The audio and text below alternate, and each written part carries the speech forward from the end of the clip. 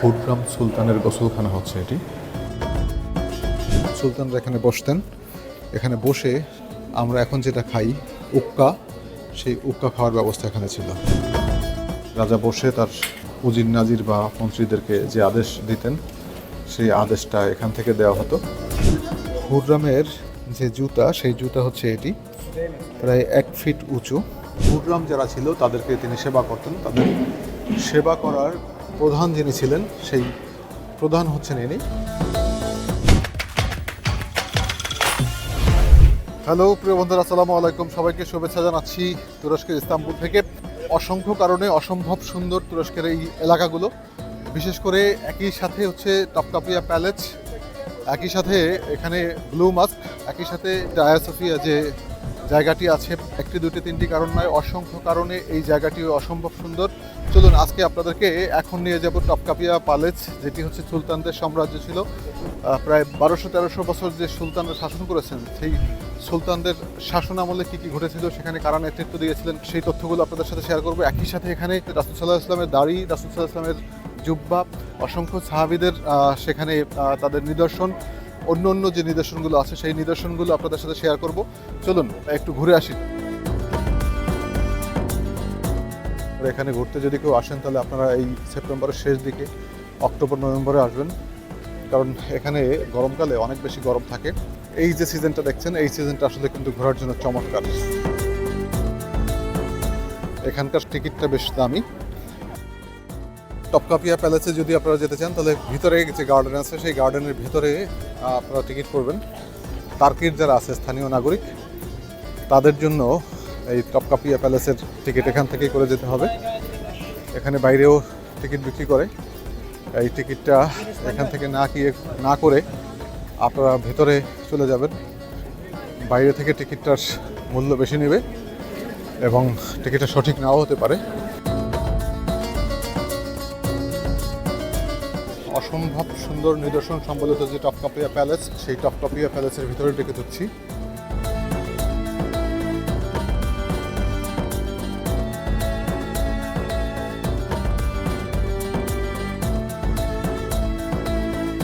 এখানে সংক্ষিপ্ত চেকিং আছে।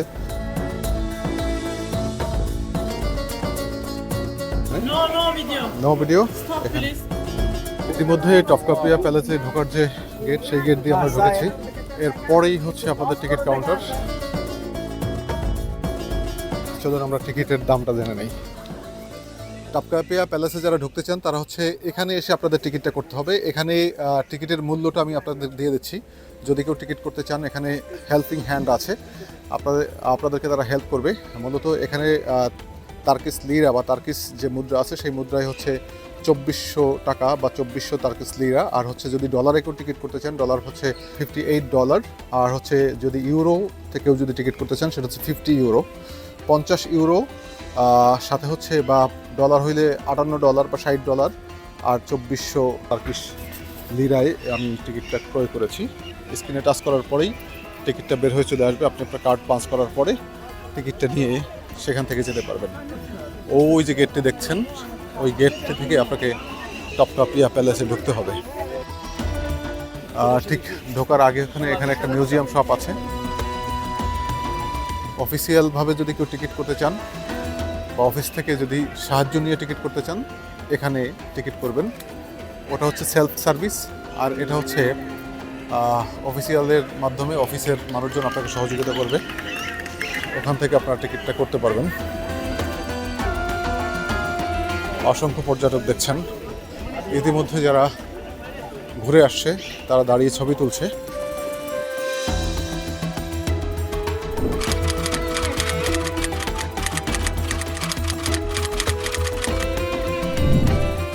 টপকাপিয়া প্যালেসের প্রবেশদ্বার এটা। এখান থেকেই টপকাপিয়া প্যালেসে আপনারা ঢুকে যাবেন। আপনি যদি অন্য ভাষাভাষী হন তাহলে আপনি এখানে ফ্রি অডিওর সুযোগ নিতে পারবেন। সেই টপকাপিয়া প্যালেসের ভেতরে ঢুকলাম। টিকিটটি এখানে স্ক্যান করবেন। টিকিটটি স্ক্যান করার পরে আপনি এখানে যাওয়ার সুযোগ পাবেন। টপকাপিয়া প্যালেসের ভেতরের দিকটা দেখেন, ওয়াও! ইউরোপের গাছগুলো সব এখানে চলে আসছে। অর্থাৎ আমেরিকায় আমরা যে সমস্ত গাছ দেখি ক্রিসমাস ট্রি, সেই ট্রি দিয়ে টপকাপিয়া প্যালেসের বাইরের দিকটা সাজানো হয়েছে। ঢোকার আগে আপনারা এখানে ম্যাপটা দেখে নেবেন, এখানে ম্যাপে বিস্তারিত আছে।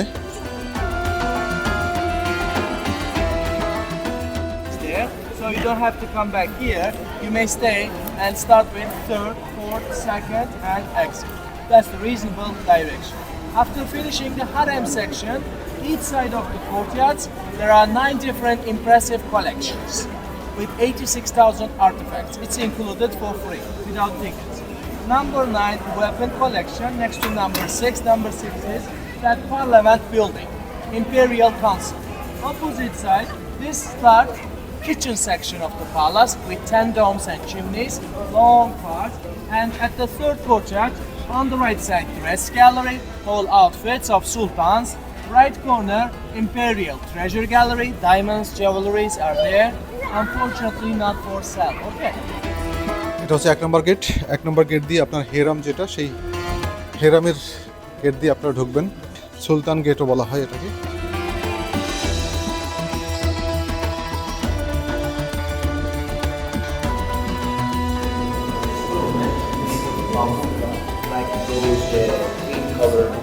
এটা হচ্ছে কিচেন, এখানে বসেই সমস্ত আয়োজন সুলতানরা এখানে করতো।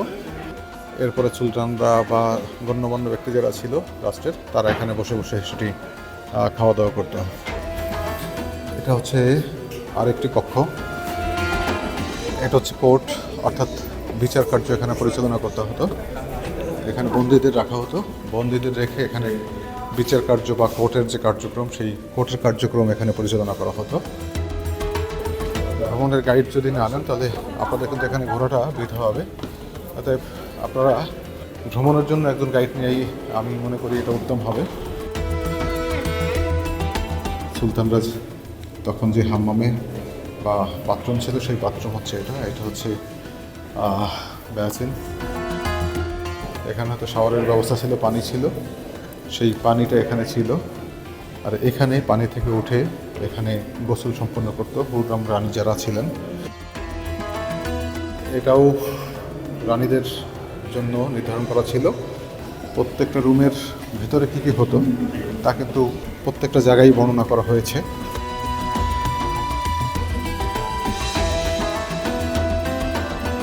এই যে জায়গাটা আছে, এটা একটা, এখান থেকে নিচতলায় যাওয়া যায়। নিচতলায় গিয়ে হয়তো আরও কয়েকটা ভবন দেখার সুযোগ পাবেন।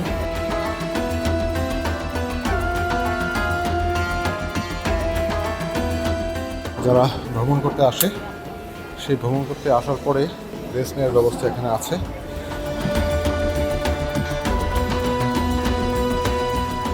যারা রাজা ছিল, সেই রাজাদের রাজত্ব এখানে পরিচালনা করা হতো।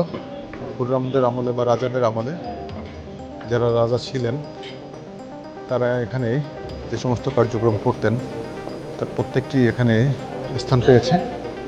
সুলতানরা এখানে বসতেন। এখানে বসে আমরা এখন যেটা খাই উক্কা, সেই উক্কা খাওয়ার ব্যবস্থা এখানে ছিল। বিশাল আকারের উক্কা। এখানে রাজা বসে থাকতেন। রাজা বসে তার উজির নাজির বা মন্ত্রীদেরকে যে আদেশ দিতেন, সেই আদেশটা এখান থেকে দেওয়া হতো।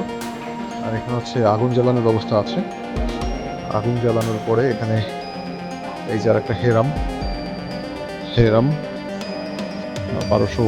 2087 সালে পর্যন্ত এখানে তাদের কার্যক্রম ছিল। তৎকালীন সময়ে রাজারা যে ব্যবহার করতো বা রানীরা যে আসবাবপত্র বা জিনিসপত্র ব্যবহার করতো, সেই মাটির সেই জিনিসপত্রগুলো এখনো অক্ষত আছে। সুলতানদের আমলে ব্যবহৃত যে থালা বাসন ছিল, সেই থালা বাসন, পানির মগ, পানির জগ, কফি বা মদের যে বিষয়গুলো ছিল, সেইগুলো সবগুলো এখানে সম্ভব আছে।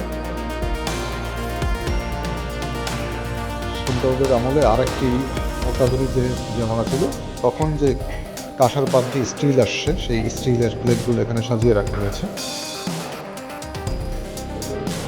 সাইলেন্ট সাওয়াক দ্য প্যালেস, দ্য হেরাম। এই আরেকটি হেরাম এখানে, সেই আরেকটি হেরামের শোভা। এখানে যে শাসকগণ ছিলেন, সেই শাসকগণের ছবি এখানে সম্বলিত করা আছে। এখানে এই শাসকরা শাসন করেছেন, তাদের রাজত্ব এখানে ছিল, সেই তাদের ছবিগুলো এখানে সুন্দর করে বাঁধা করে সাজানো রাখা হয়েছে। নারী কর্মচারী যারা ছিল সেই নারী কর্মচারীদের রুম ছিল এটি, সহযোগিতা করা হতো। তৎকালীন সময়ে যে ক্যারিওগ্রাফি ছিল সেই ক্যারিওগ্রাফির কিছুটা এখন বাস্তবে রূপ দিয়েছে।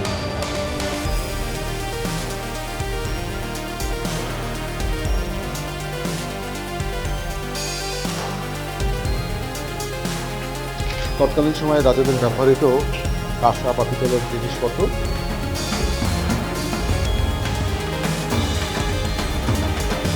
পনেরোশো বছরের বা 1200 বছরের বা 1000 বছরের শাসনকাল, সেই 1000 বছরের শাসনকাল একটু একটু করে যদি আপনারা বর্ণনা করতে যান তাহলে 2-1 ঘন্টায় বা খুব কম সময়ে এটা আসলে সম্ভব না।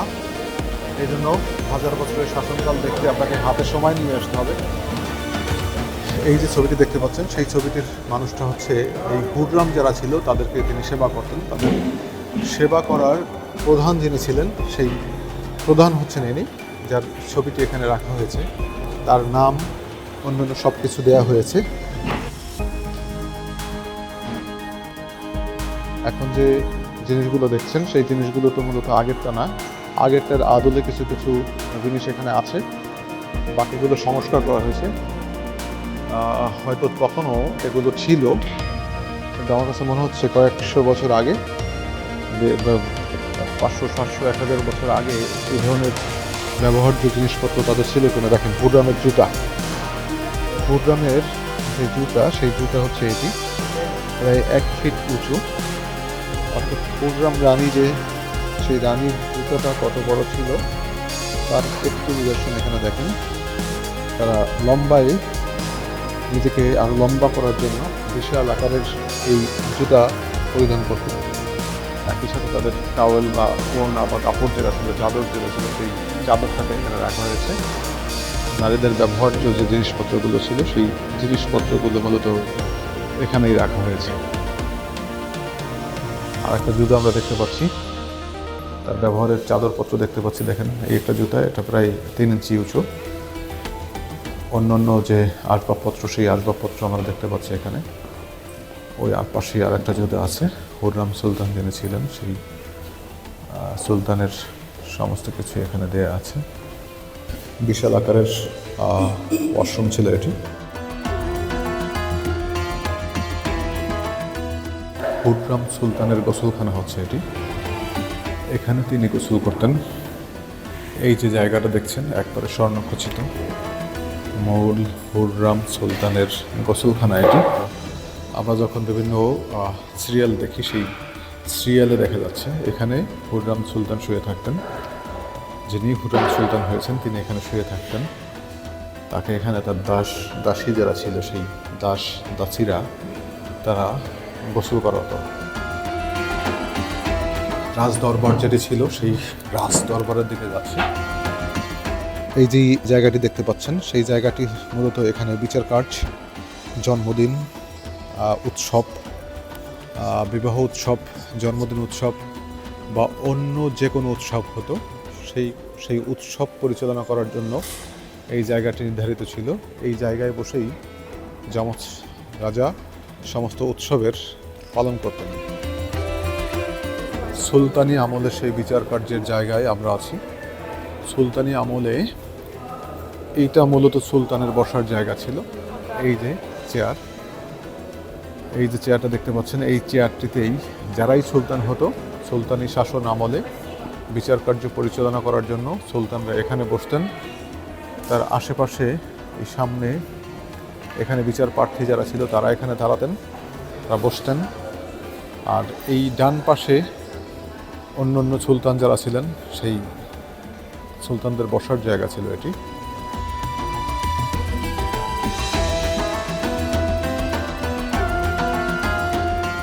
16 সেঞ্চুরিতে সুলতান মুরাদ তৃতীয় যে ব্যক্তি ছিলেন তার বিচার সভা, জন্মদিন উৎসব, বিবাহ, শাদী, বিচার কার্য যা কিছু ছিল তিনি এখান থেকে পরিচালনা করতেন।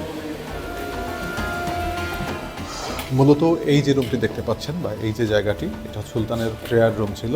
1703 সাল থেকে 1730 সাল পর্যন্ত যে সুলতান ছিলেন সেই সুলতানের প্রেয়ার রুম বা তার প্রার্থনার কক্ষ ছিল এটি। তিনি এখানে বসে প্রার্থনা করতেন। এখানে তিনি খাবার দাবার থেকে শুরু করে তার বিশ্রামের কক্ষ ছিল এটি।